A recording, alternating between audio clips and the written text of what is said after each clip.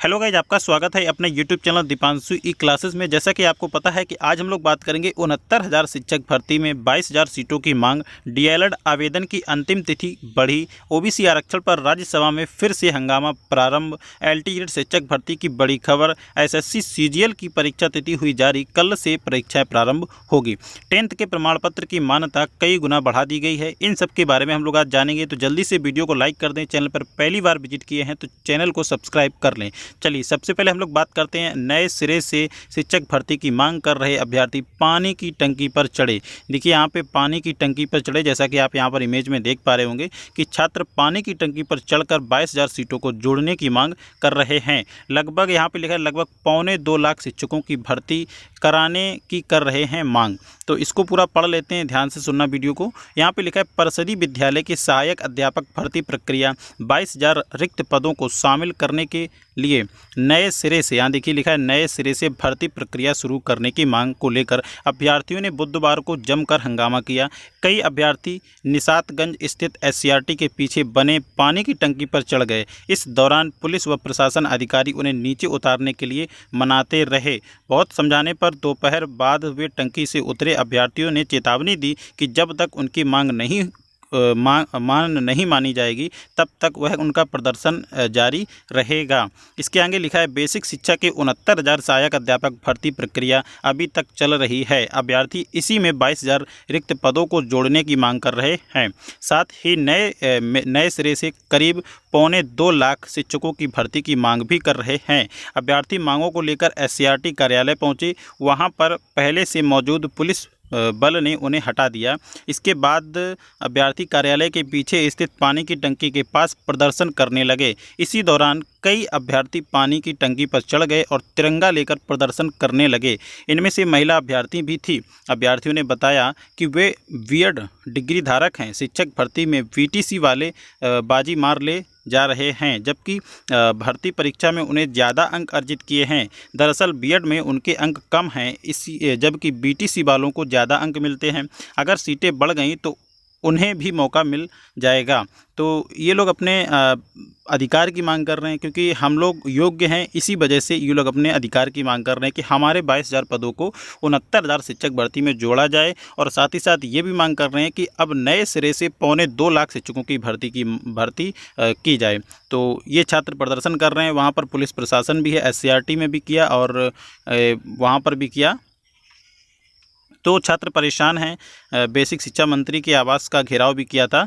तो इन सब को लेकर ये जो न्यूज़ थी आपको मैंने बताई। आई होप आपको न्यूज़ पसंद आई होगी। वीडियो पसंद आ रहा हो तो वीडियो को अभी से लाइक करते चलें, और आप लोग लाइक नहीं करते। चलिए, इसके बाद हम लोग बात करते हैं एलटी ग्रेड सहायक अध्यापक भर्ती मामले में चयनित ओवर एज अभ्यर्थियों को मिली बड़ी राहत। हाई कोर्ट ने दिया रिजल्ट जारी करने का निर्देश। देखिए, हाई कोर्ट ने रिजल्ट जारी करने का निर्देश दे दिया है। तो इसमें क्या कहा है हाई कोर्ट ने, इसको पूरा हम लोग देख लेते हैं। यहाँ पर लिखा है इलाहाबाद हाई कोर्ट ने सरकारी माध्यमिक विद्यालय में एलटी ग्रेड सहायक अध्यापक भर्ती 2018 में चयनित ऐसे अभ्यर्थी का परीक्षा परिणाम जारी करने का निर्देश दिया है जो विज्ञापन जारी होते समय ओवरेज हो चुकी थी।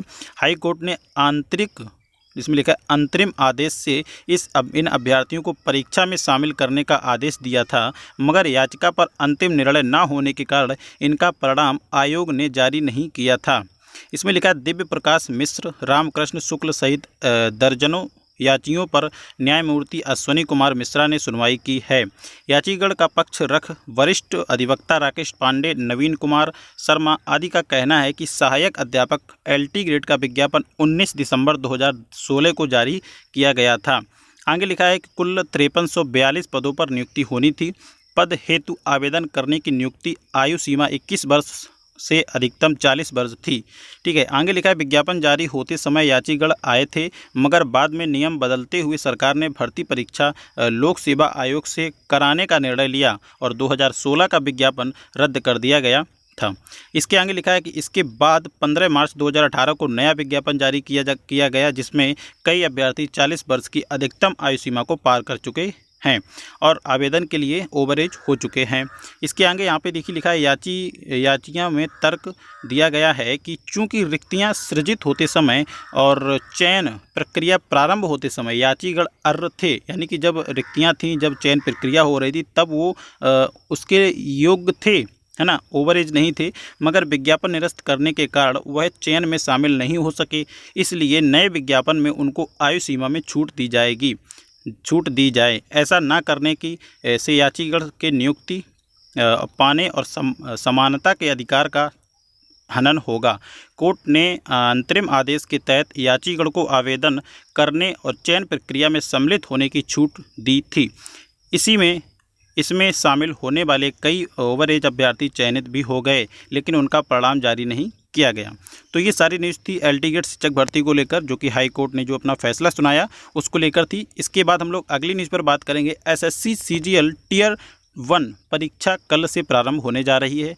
इसमें लिखा है एसएससी उत्तर प्रदेश और बिहार में 17 जिलों में 71 केंद्रों पर इतने अभ्यर्थी देंगे परीक्षा। ठीक है, इसके आगे पूरा इसको पढ़ लेते हैं। इसमें लिखा है अभ्यर्थियों को साथ लानी होगी मूल आईडी, फ़ोटो अंकित होना चाहिए। यानी कि जो अभ्यर्थी अपने साथ में मूल आईडी लाएं उसमें फ़ोटो और जन्म तिथि ये सब अंकित होना चाहिए, ऐसा इन्होंने यहाँ पे देखिए बताया गया है।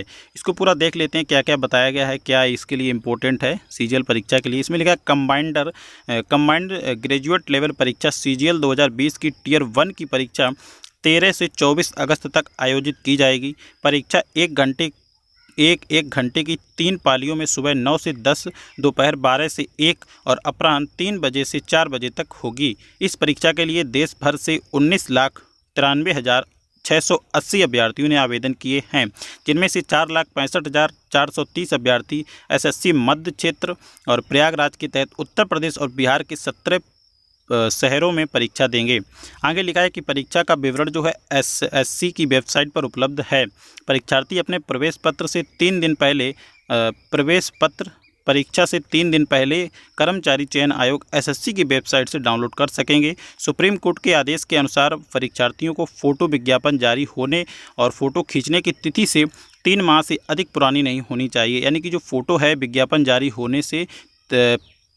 होने से और खींचने से 3 माह से पुरानी नहीं होनी चाहिए, लगभग 3 माह के अंदर की नई फ़ोटो होनी चाहिए आपके पास।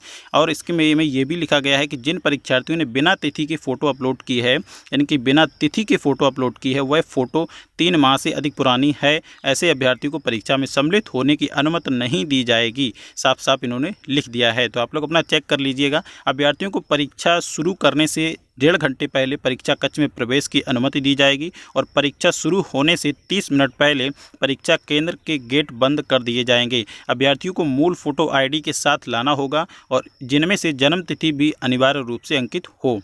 आगे लिखा है फ़ोटो आईडी पर वही जन्म तिथि अंकित होना चाहिए जो अभ्यर्थी के आवेदन में भरी गई है। अगर फ़ोटो आईडी में जन्म तिथि अंकित नहीं है या फ़ोटो आईडी की जन्म तिथि आवेदन में अंकित जन्म तिथि से मेल नहीं खाती है, तो अभ्यर्थी को एक अन्य आईडी प्रस्तुत करनी होगी।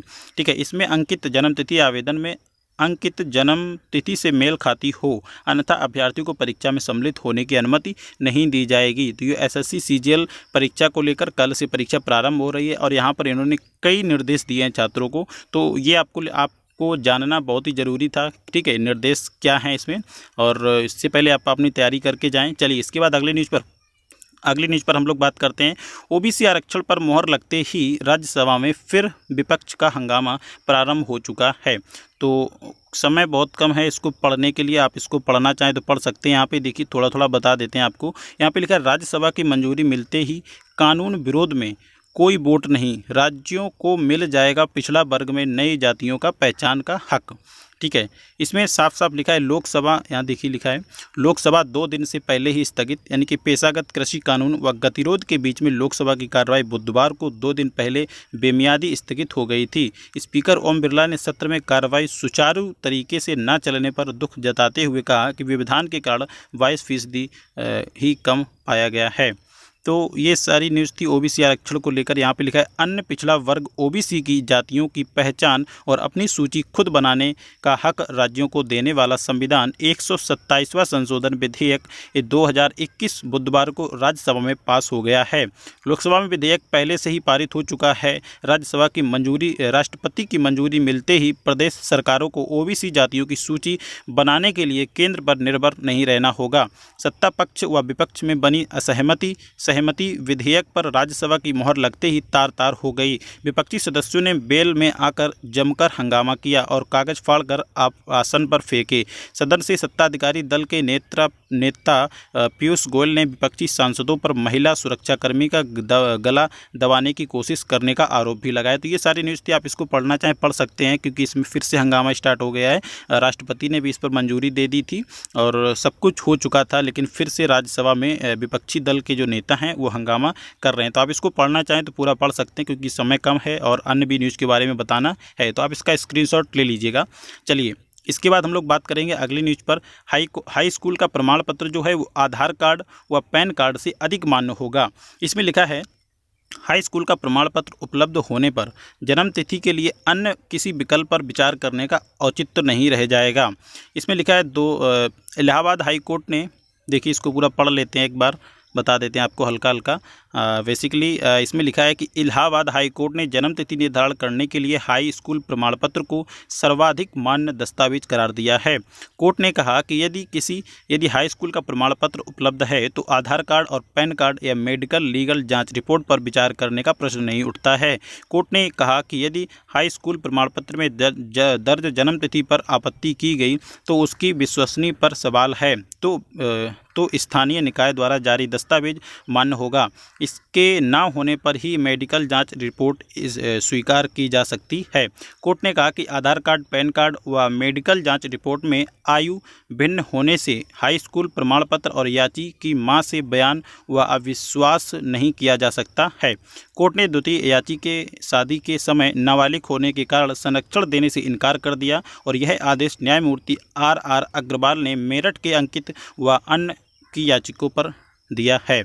तो हाई स्कूल के प्रमाण पत्र जो है वो आधार कार्ड और पैन कार्ड से अधिक मान्य है जन्म तिथि को लेकर, यानी कि आपके पास अगर हाई स्कूल का प्रमाण पत्र है तो आपका वही मान्य होगा। ठीक है, इसके पहले अगर आधार कार्ड में गलत है तो आधार कार्ड नहीं मान्य किया जाएगा, ना ही पैन कार्ड मान्य किया जाएगा, लेकिन आपकी जो हाई स्कूल की मार्कशीट है उसको वैलिडिटी जो है उसको मान्यता अधिक दी गई है, ऐसा हाई कोर्ट ने आदेश किया है। इसके आगे हम लोग बात करते हैं 30 तक बढ़ी DLED के आवेदन की अंतिम तिथियां। यहाँ लिखा है 2 वर्षीय प्रशिक्षण पाठ्यक्रम DLED 2021 के लिए आवेदन की जो अंतिम तिथि बढ़ाकर 30 अगस्त कर दी गई है। पहले से अंतिम तिथि 10 अगस्त की गई थी। ऑनलाइन आवेदन शुल्क जमा करने की जो अंतिम तिथि वो 11 अगस्त से बढ़ाकर 31 अगस्त कर दी गई है। अब अभ्यर्थी 1 सितंबर तक पूर्ण आवेदन का प्रिंटआउट ले सकते हैं।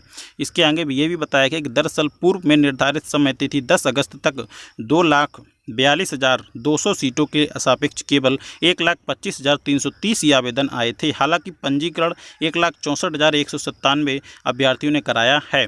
प्रदेश भर में कुल सीटों के सापेक्ष बहुत कम संख्या में आवेदन आए।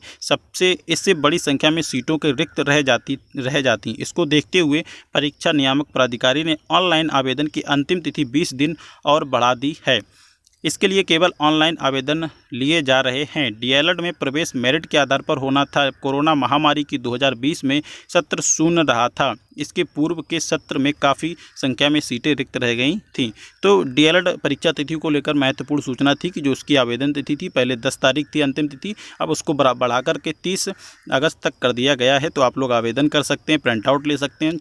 सारी जानकारी आपको यहाँ पर बता दी गई है। आई होप आपको वीडियो पसंद आया होगा। वीडियो पसंद आया हो तो वीडियो को दिल से लाइक, शेयर एंड कमेंट जरूर किया करें और प्रतिदिन सुबह एजुकेशन से संबंधित न्यूज इन्फॉर्मेशन अपडेट्स पाने के लिए हमारे चैनल को सब्सक्राइब जरूर करें और अपने दोस्तों के साथ इसे शेयर करें। चलिए मिलते हैं फिर नेक्स्ट वीडियो के साथ, तब तक के लिए जय हिंद, जय भारत।